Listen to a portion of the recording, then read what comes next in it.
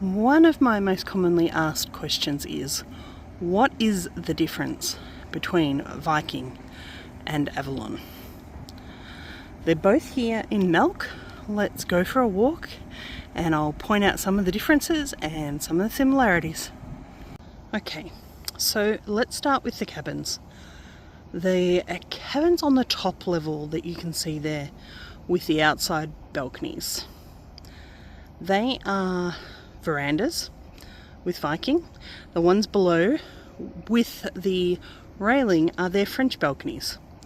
And the ones below that near the waterline are their standard cabins.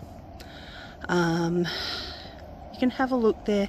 They do of course have some owner suites, but let's be honest, most of us would go for a French balcony or a veranda. Okay, so here we have the upper deck of Viking. Really quite similar to what Avalon have got. The big difference is here towards the front of the ship. That is what they call the Aquavit Terrace, and it's a always open weather dining and relaxing spot, unique to Viking. Now, we don't have the best view here, but you can possibly see that the upper deck there is their lounge and relaxing area, and then they have the dining area below it. Pretty similar to what Avalon have got. And just a quick look at Avalon Passion in her entirety. And then Viking is parked behind.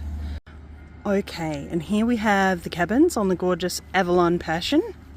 A little bit different to Viking. They don't offer balcony cabins. They offer French balcony, just on the different levels there. And then you have your standard cabins below. The one big difference with Avalon, and just zooming in a little, is I'm not sure if you can see that the beds face outwards. That's quite unusual. A few more cruise lines are starting to do it, but it has been a point of difference with Avalon for quite a while. Okay, and now we can see the top deck, really similar to Viking in the layout. And the lounge and dining. Lounge just under the top deck and then dining further down below, but lovely views. And there is a small seating area out the front there. That is where people who smoke can go and have a cigarette. So sometimes not ideal for everyone else.